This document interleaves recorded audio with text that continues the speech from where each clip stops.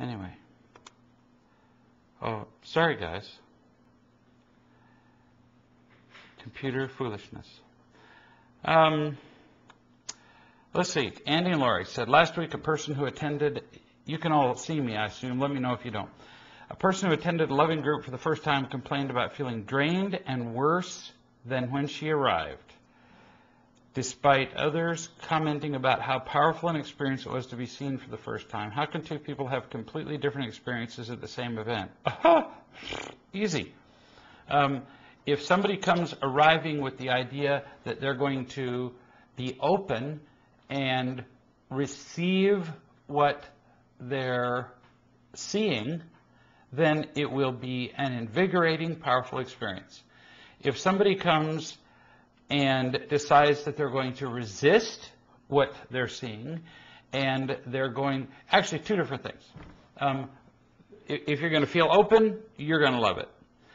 If you're going to come and resist what you're seeing, going, no, I've been a loving mother, you're not going to tell me that I'm not a loving mother, then that person is going to come away feeling absolutely miserable and hate it.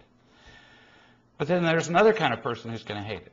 And that's the kind of person who actually receives what they're hearing, but feels bad about it. So like, they understand that real love is true, they understand that they make mistakes, but then they feel guilty about it. So they're like, oh no, I'm a terrible person, I haven't been unconditionally loving, and so I'm worthless and I'm awful. And those people are going to have a miserable experience. And so it's all the attitude with which you hear the truth. And it really boils down to, if you believe a lie, you're going to be exhausted. So if you fight it, you're going to be exhausted. If you believe the lie that the truth makes you a terrible person, you're going to be exhausted. I had the experience recently of working with a woman who just fought, kicked, screamed, resisted, defended, just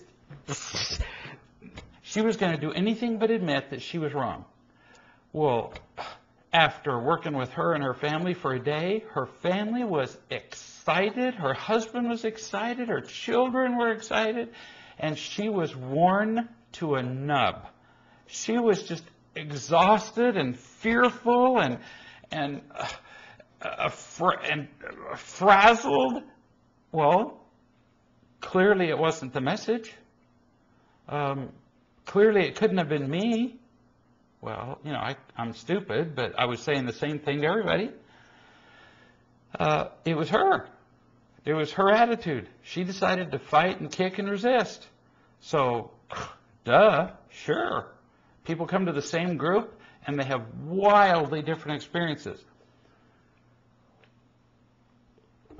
Which is really important for new wise men and women to remember, is that just because, you teach somebody the truth and they come away going, well, I hated this. This is terrible. Doesn't mean that you did it wrong. Now, you need to always ask yourself, if somebody says, well, you did a terrible job of explaining it, you need to always ask yourself, okay, so did I? Maybe I did a terrible job. You always need to ask yourself, could I have done it better? Could I have improved? Always ask yourself that. But just because somebody says you did it wrong doesn't mean you did. So your question's a great one. Melissa. Jacob has a question. My teacher sometimes punishes me for funky reasons. I'll bet. Why she punishes him is not clear to me. She makes me change my color. Oh, well, he's going to explain this here, I guess. She makes me change my color without telling me why. This is a motivational system where green means he's doing great, yellow's not good, red is very bad. There are some colors in between. I don't understand why she does that. What should I do? You're going to have to help me here. I don't understand by she makes me change my color. Yeah? Mike's going to help me. they have certain colors during the day. Yeah. And like if you're displaying a certain color, Yeah. that means you're like being good. If you're So he's like wearing the color. I don't know if he's wearing it, but I've seen the motivational. I get it. I get it. Okay. All right. So it's like when she says change my color, it's like the color represents his behavior. Okay, I was a little stupid. I thought maybe he was changing his clothes. I think Yeah. All right. So like if he's not doing something that she likes, then suddenly instead of being a green person, he becomes a yellow person, which naturally means that he's not such a good person. And if he's doing something especially she doesn't like, that he becomes a red person. What a horrible system, by the way. Usually, the rest of you who aren't familiar with this has become a very common motivational system in the schools. For teachers to say to a child, okay, you're now a red, or for it to be up on the wall. There will be a whole chart on the wall for kids. And if they're misbehaving, then the teacher will flip a chart and say, I'd forgotten about this until you brought this up, that a child will now be red, and which tells the entire class, here's the message, this child is bad. It just makes you hang your head that they're doing this to kids, but they are. And so children are being taught that they have to earn the approval of the teacher. I mean, could it be any worse? It's institutionalized earning of imitation love. So Jacob's question is, why does the teacher make him do this? And the answer to the question, Jacob, is, I'm trying to be nice, is that your teacher does not know how to be loving, and because your teacher's life is empty and your teacher is empty and afraid, Jacob is watching. Excellent. So here's the deal, kid. You think that adults know what they're doing. And you think that adults are all put together and adults are supposed to be wise and mature. I really hate to ruin your world, but adults are very often just great big large versions of immature little babies. And although they look like they're supposed to be all put together and act like adults, adults very often act like they're 4 years old. And so what your teacher is doing is requiring you to behave in a certain way, not for your benefit, and not to teach you, and not to love you, but to make her life easier. And she can do that because she's bigger than you, and because she's more powerful than you. If she didn't have the little cards with colors, she would do it with a whip and a chain. That sounds a little harsh, but really not by much. In the old days, when we didn't have cards and when we didn't have laws that kept teachers from hitting kids, that's exactly what they did, was hit them. And we're doing it now just with words instead. So instead of, and notice that you asked me, why is the teacher doing that?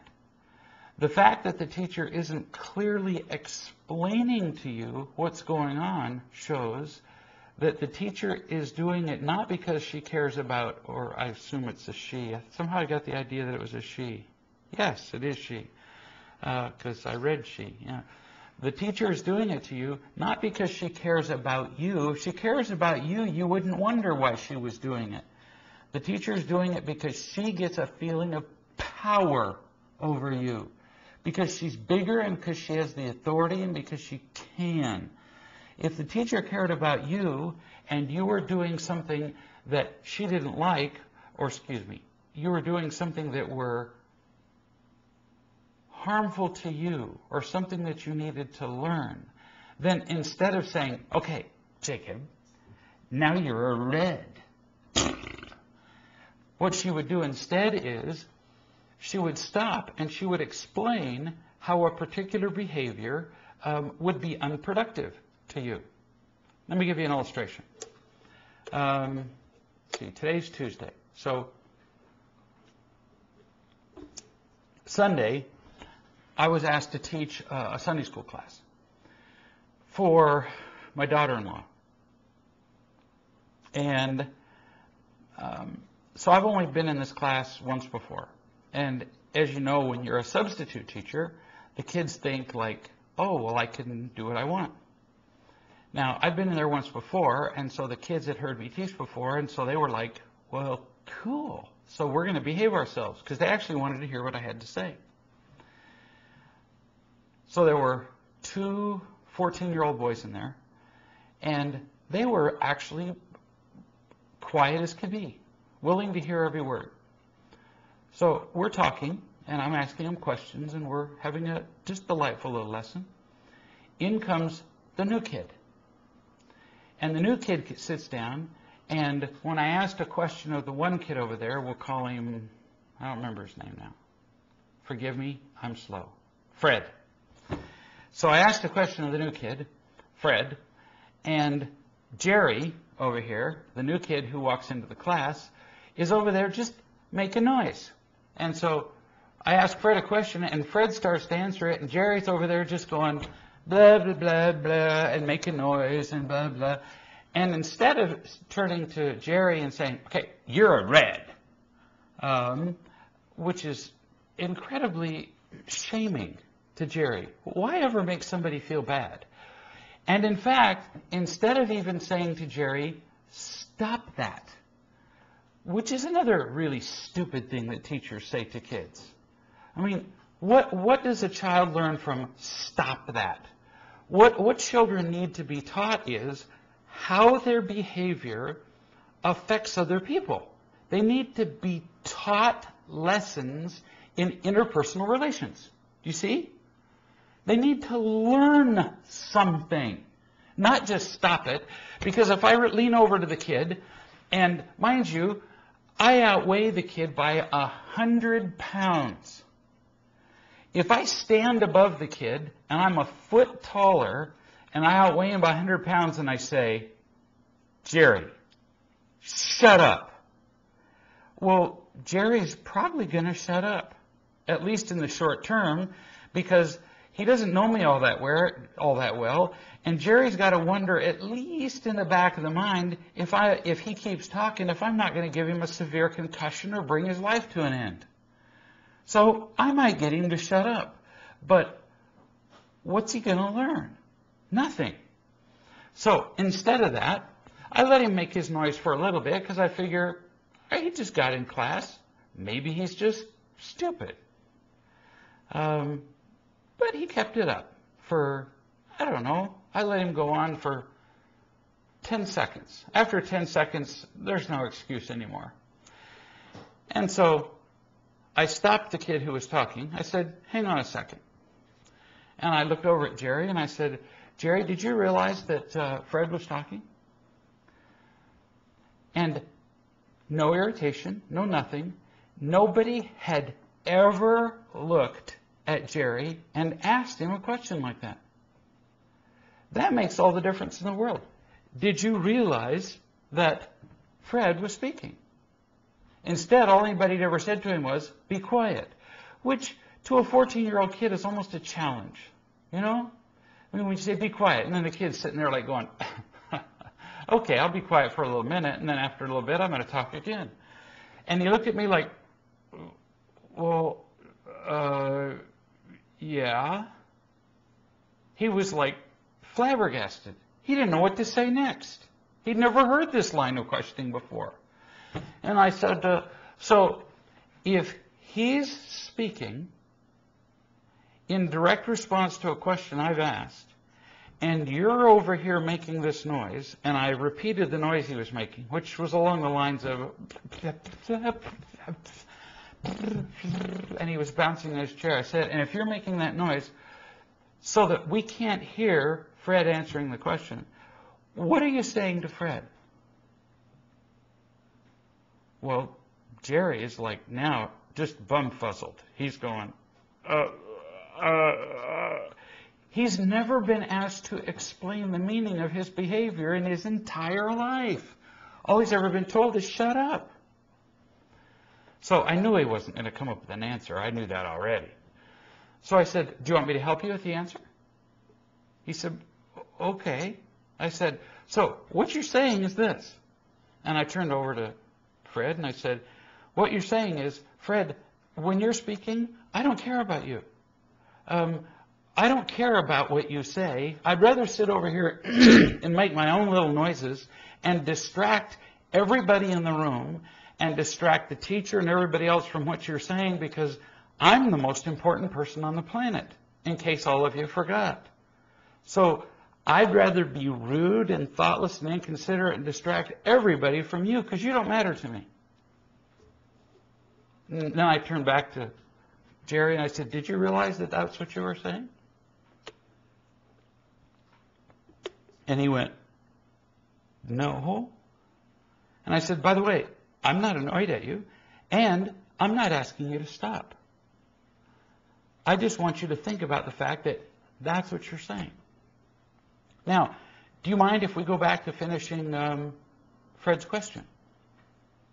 Well, of course, he didn't mind. And for the entire rest of the class, he never made that noise one more time. And immediately, as soon as we were finished with Fred's question, of course, I immediately turned and asked Jerry a question. And of course, it was important that I asked Jerry a question that I knew he knew the answer to, so that I could say, brilliant, nice thought, good insight, so that he immediately felt included and didn't feel criticized in any way. See the point? The idea is to love and teach and constantly be loving and teaching and never make anybody feel bad. And as a result, this kid is going to remember for a long time what it means to interrupt somebody when they're speaking. Very fun. And my point to you is, Jacob, that that's what a teacher ought to be doing when somebody is distracting, making noise, whatever, instead of saying yellow, red, whatever it is, and just making you feel bad and stupid. Now, did that answer your question? And either you can type or Melissa can type or whatever, but what I'm telling you is that what your teacher is doing is not very loving and appropriate. So let me know if that helped, or if I just talked way too long and didn't tell you a dang thing.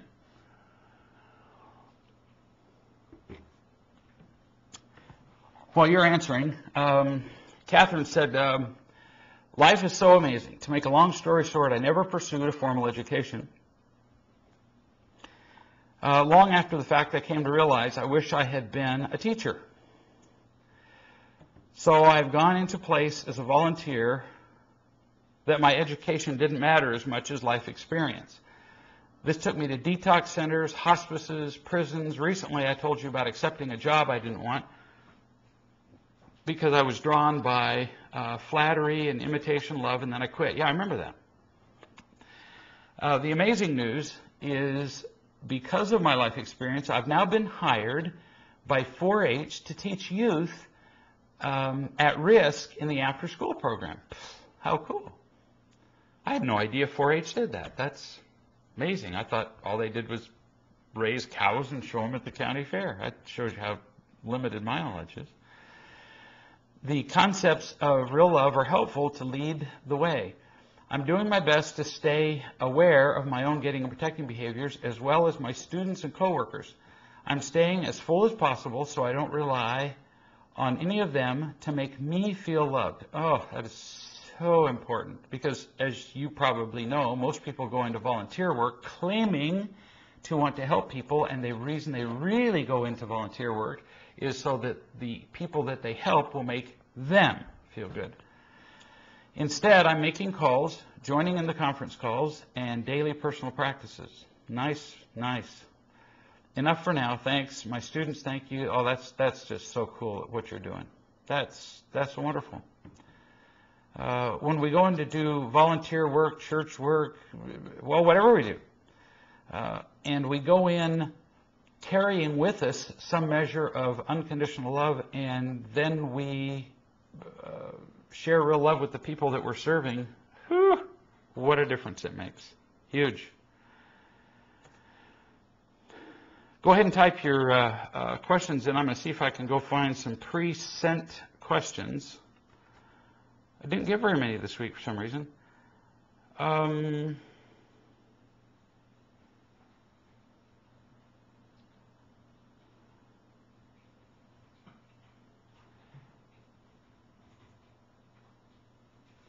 Let's see, here's somebody who says, last week you spoke, well, this has been a while ago, so it wasn't last week, of telling your children that that sometimes other people just need to hear good manners. I was telling the story of how I didn't make my children, when we moved to the South, say things like, yes, ma'am, yes, sir, and I didn't make them say, you know, thank you and all that stuff, because you don't learn true gratitude by being forced to say thank you. But I also told them that on some occasions there are people who just will require you to say yes, ma'am, and yes, sir. And you have to kind of decide for yourself whether it's worth resisting them. Some people can't live without it, so you got to decide, you know, you can be snotty and decide you're not going to do it, but sometimes the price is too high for not saying it. And it's also sometimes true that even though you're not obligated to say thank you and yes, ma'am, and yes, sir, there are sometimes cases where you can really do a lot of good by doing it. If you can see that it just makes all the difference in the world to say thank you to somebody, well, why not? Or yes, ma'am, or yes, sir. You got to do your own assessment. And if you can do it freely and willingly, well, come on, do it. And so anyway, this person says, you spoke of telling your children that others sometimes need to hear good manners like please and thank you because they're empty and alone. You also said to the child, since I unconditionally love you, it doesn't matter to me if you use good manners, and I'll love you either way. Over the week, it occurred to me that I needed to look at this not as a child to adults, but as adult to adult. I need to use good manners and work at being respectful to others because most adults are empty and alone. They need to hear this type of language just to get by. On one hand, for me, it doesn't matter what they think. But on the other hand, the hand of love, I now see that I should give them the input they need to smile and live peacefully in the space they're in. I do not need to add to their pain. This will take some work for me because of my family background and training. But now I'm ready for the task because I see it in a totally different light. And I got to tell you, even though I don't feel forced to say thank you and I apologize and yes, ma'am, and yes, sir, on the whole, that is how I speak to people. Because even if people take it as a form of imitation love, you know, sometimes that's about the only form of pleasure some people can digest. And you take people where they are. So I do tend to speak to people that way.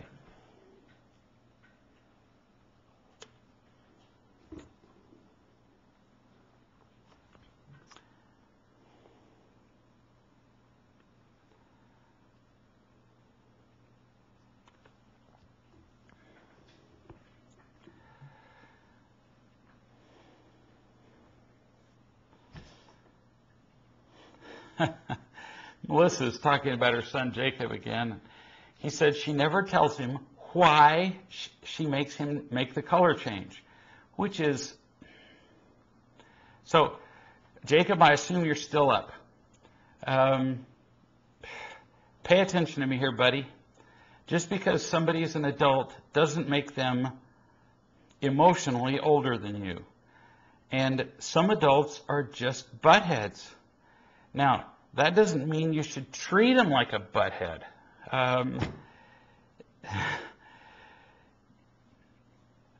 Melissa says, I told Jacob that he can ask the teacher when he doesn't understand what she's saying. An example, he turned in some artwork the other day and the teacher said, that's not second grade coloring. Jacob was embarrassed and felt hurt. Well, Jacob, just to give you an idea, my son, who's, how old are you now, Mike? 30. Who's 30 years old, is over here and he's laughing out loud. And just so you understand, he's laughing at your teacher, the adult. Melissa says, I told him that he could ask her, what do you mean second grade coloring? When your teacher says, that's not second grade coloring, mind you, I've been teaching teachers for years. And the fact that she would say, that's not second grade coloring is horrible teaching. So, just like she would say, that's not second grade coloring, I would say, if I were grading her teaching, that is stupid teaching. So, the quality of teaching that she's doing is way worse than your artwork. Your artwork's probably great. Now, mind you, I'm not criticizing your artwork. It's probably wonderful. I can't see it. But you got to remember this. Just because her teaching is terrible, don't go criticizing her. Don't do it. Because all this has nothing to do with her. You need to learn how to deal with her and be nice to her and get along with her and feel happy and loved no matter how big of a butthead she is. So, Melissa, there's all kinds of things you can do. For example, you could take a photograph of you, preferably with a sweet smile on your face. I know, you may have to dig through boxes and boxes of photographs to find one with you smiling. But if you can find one, a small photograph that he could put in his pocket, so that when his teacher is just being a jerk, when she's not looking, he can pull that photograph out and look at it and remember, it doesn't matter how much of a butt my teacher's being, my mother loves me. Because he's not going to get his teacher to be nice to him. That's not something that is his responsibility to do. The two of you, for example, can go on a walk in the woods somewhere, along a riverbed, and find a smooth stone, for example. Something that the two of you pick out together, and that the two of you share as an experience. Something small, something that's not going to be so heavy it's going to pull his pants off his waist. And he can carry that in his pocket as a reminder of you and of the relationship that you and he share. Something so that he remembers that the fact that there's one person in the world who doesn't love him is meaningless. Because all of our lives, we've got to get the fact that it doesn't matter how many people don't love us. There will always be millions. What matters is that there are people who do. So, Jacob, baby, our lives are always going to be filled with buttheads, and it looks like your teacher's one of them. Well, so what? Really, remember that. So what? She gets to be like she is. And when she says, well, this is not second grade coloring, neither is her teacher. Neither is her teaching. Big deal. Leave it alone. You do your best with your coloring, and if she decides to say that your color is red that day, well, all you can really care about is that your mom loves you. That's what matters. And it matters a heck of a lot more than what your teacher's opinion of your coloring is, especially when your teacher is apparently colorblind. In this case, literally.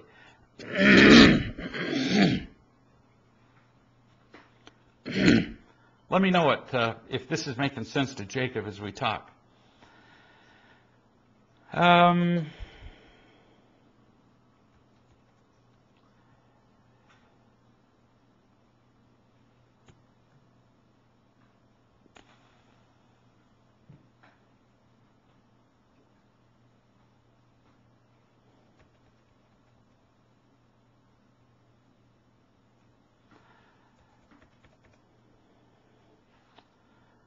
Okay, next question. We need another question, or I'm going to go look one up.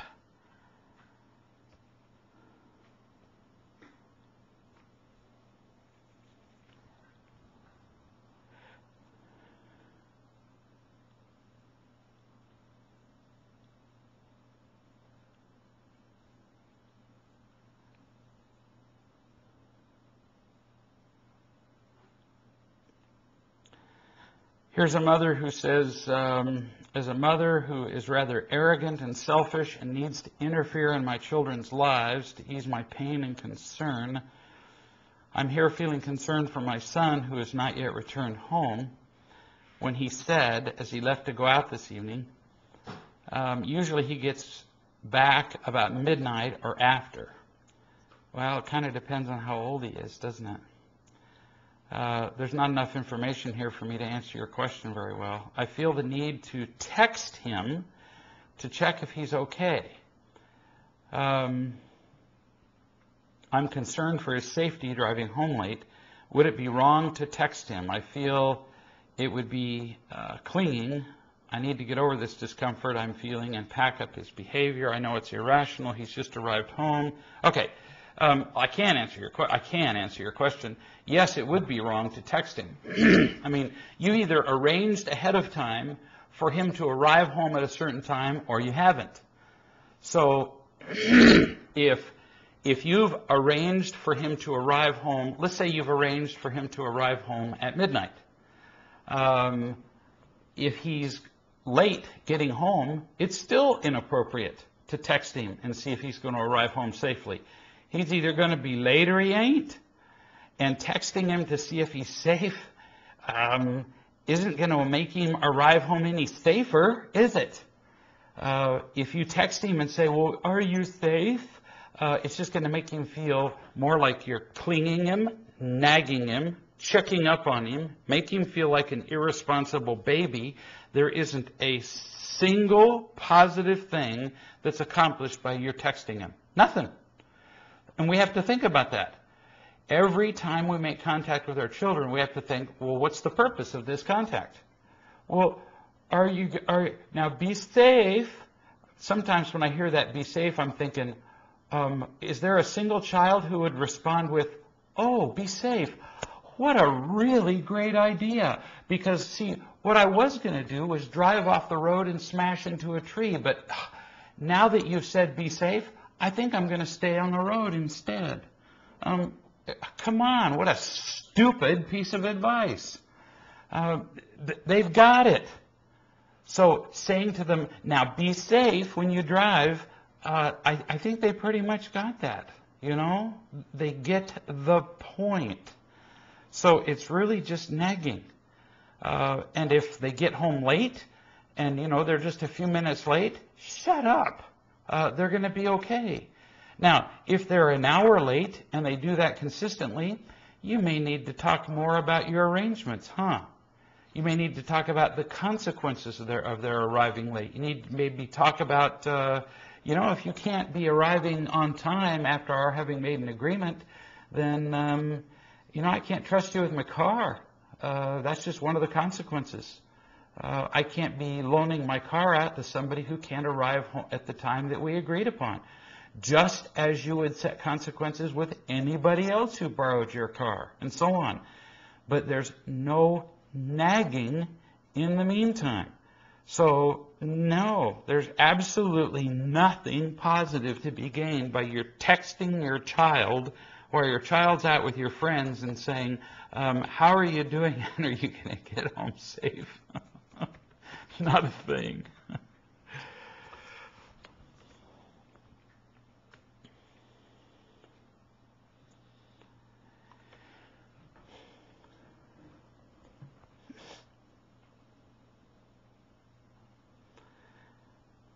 Here's Melissa says that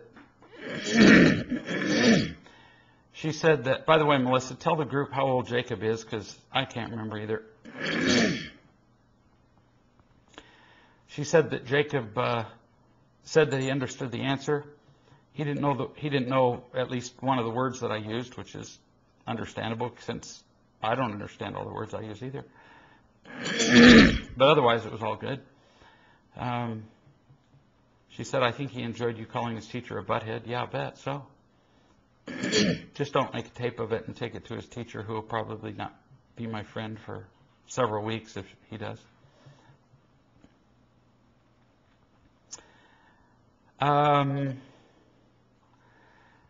Pleasanton Group. This is follow-up regarding last week's question regarding lying to the 11-year-old son. I loved this question. Regarding the last bites of the donut. I needed to find a time to speak with him, and I even checked with a psychologist because you were looking for a way out. That's what you were doing. Because a friend was telling me that it was going to scar my son for life to know that his mother lied to him. I love it. And that he would probably start lying himself for the rest of his life and then throw it in my face and say that I did it too. Where does this stuff start? So,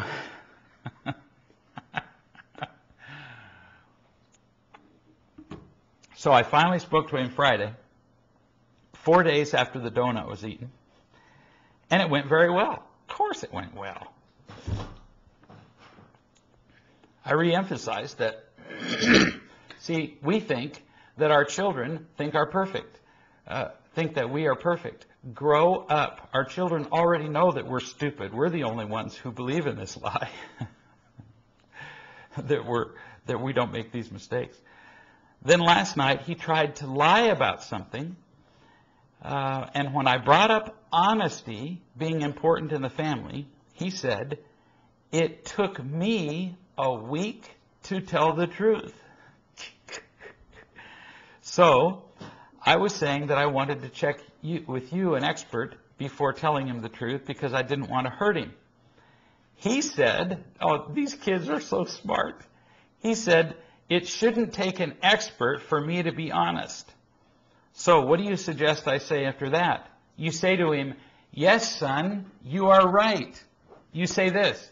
You say, I shouldn't have had to ask an expert. I should have told you the truth immediately. You say, I shouldn't have asked a friend. I shouldn't have checked with a psychologist. I should have told you the truth immediately and not let the lie sit there like rotting garbage for 4 days. That's what you say to him, because that's the truth. You should have told him the truth right off, because your son was right all along. See, the cool thing is that you are sitting there stewing about the effect of telling the truth about the truth, when the truth is that what we really want to do is set an example for our children of telling the truth. How can you set an example of telling the truth when you're lying? We also want to set an example with our children of what it's like to make a mistake and correct it. Well, how do you set an example of correcting a mistake when we don't correct our own? We also want to set an example of our children of it's no big deal to make a mistake. Just make it and learn from it. How do we do that when we're not willing to admit our own mistakes and just move on? When we think we have to stand there all proud and stiff-necked and go, I don't make mistakes. I mean, this is really foolishness. It's in our humanness and in our willing to learn that we teach our children the most, not in our pretended perfection. This is a huge misconception that we learned from foolish people, usually our parents, who are doing the same thing we're trying to do now. So, no, you tell your son, you're absolutely right. I was wrong. Try those words. He'll love that, because he already knows he's right anyway.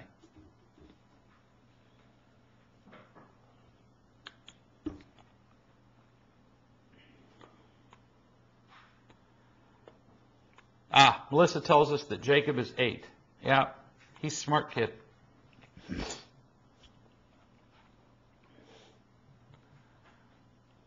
Which brings up another subject, the word kid. I went out to a high school of troubled kids out west, and the entire high school was kids who'd been thrown out of multiple high schools. All of them had been, done everything, drugs and alcohol and sex and jail and all that stuff. And one thing that I was cautioned before I went out there was, now, be careful, because, we call them young adults, but we don't use the word kids. And I'm going, don't tell me what to call people. I call my kids kids, and the youngest one is, 23 or 4. As long as they know you love them, they don't care what you call them. Call them goats. And, over and over in the talk, I called them kids, and they loved it. We are so into politically correct, it just absolutely cracks me up. Don't do this, don't do that, don't, oh my goodness sakes. Everybody's so afraid to offend everybody.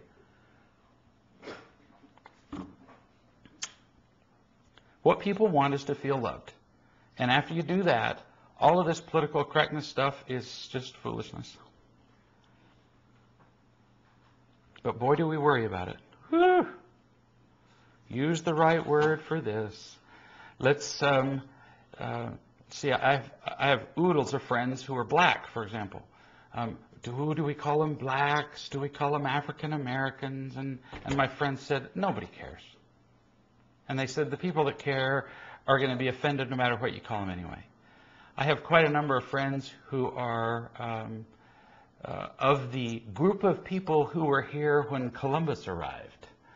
And gee whiz, there's this whole thing of, are they Native Americans? Are they Indians? Are they? And I said to him one day, I said, I've never really thought about it much, but there's this whole group of people who say that they're supposed to be Native Americans, and they said, oh, nobody cares. We just call ourselves Indians.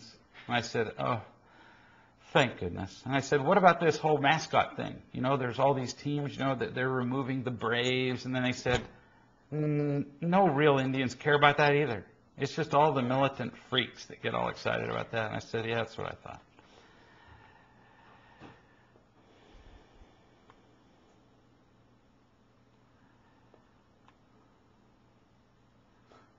I could just see all the animals, can't you? Because we have the Philadelphia Eagles. You see all the eagles going, oh, I'm so offended. You go, my babies cry at night because there's the Philadelphia Eagles. Oh my goodness sakes, makes you crazy. Let's see. Oh, Pleasanton Group. Back to that same question. Well, since I was already wrong and waited too long to tell him the truth, was it wrong to even tell him? No. No, what you do is you say, I was wrong to eat the donut, and I was wrong because I waited too long to tell you. So you just say I was wrong and stupid. There, how's that? You just tell them all the ways you were wrong. Catherine says, Monday I was with my first class of 5th graders. I'm helping them get ready, I assume, to show their goats. What? I think I have to read further back up because Catherine's... 4-H, remember? Oh, the 4-H. Yeah, sorry about that. I got kind of lost with that whole 4-H thing. Yeah. I'm helping them get ready because she's working with a group of people with 4-H, to show their goats. To introduce myself, I had a me bag so they could know more about me. So I assume that's a bag that has things all about her. Probably little things that are important to her. I included a crystal that never came back to me. I'm not sure what happened to it. Tomorrow, I am returning to the class. How should I touch the subject of the lost crystal? Oh, just straight up. Just absolutely straight on. You say, just like you did there. You say, on blank day, tomorrow. Oh, yeah, you say Monday, when I was here and I was with you guys, we were talking about the goats. And you remember when I was here, I had this bag, and you show them the bag. And do you remember when I was here, I showed you stuff about myself. And one of the things that I showed you was a crystal. And if you have another one, that would be very useful. Although fifth graders can remember crystals, but still it's useful. And you say, I had a crystal that looked like this, and it may not mean a whole lot to you, but this crystal matters to me. It's not worth anything. You couldn't sell it. But it has a sentimental value to me. I found it in the Chaco, Waco, Guku Canyon, and found it on a walk with my sister, and so it matters to me. And I would be very grateful if you know where it is. If somebody found it, I'd be very grateful to have it returned to me. So if you could, what I'm going to do is I'm going to put a little box up here on the corner of my desk, and I'll be kind of walking in and out of the class. If somebody would return it here, or I'll leave my email address. What you do is you provide them multiple ways to tell you where it is or to return it to you in an anonymous way. If you say, come put it in my hand, somebody's going to feel embarrassed like they took it. Does this make sense? You give them an anonymous way to return it. And see, we don't give people enough anonymous ways. So you say, you can come give it to me. You can put it in the box. You say, when we break for recess, I'll leave the room open and I'll leave a box here where you can come put it in the box. You be creative, but you create some ways where somebody can come and put it in the box, or you think of a way without anybody knowing. And you say, I would just be really grateful if you don't give any hint that it's even a possibility that somebody took it. You stole it. You don't even suggest that. You just say, if you've seen it, I'd just be grateful if you could return it to me. And you show just this much excitement about it.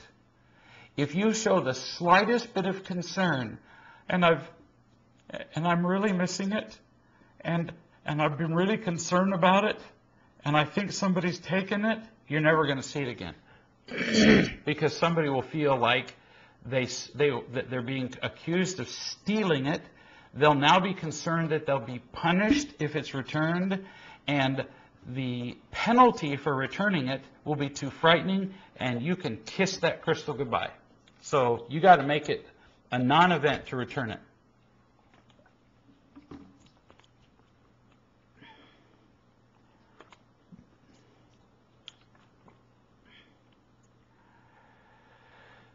Which, again, makes it all about loving them, making them not feel bad.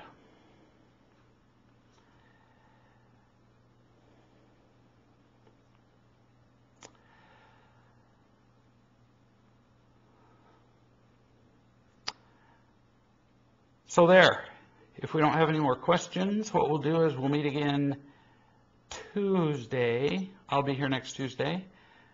So I love y'all like tons, and between now and then, if you come up with some cool questions, email them to me, greg@reallove.com, and we'll have a bunch prepared and ready to go before we start. That really helps get us going.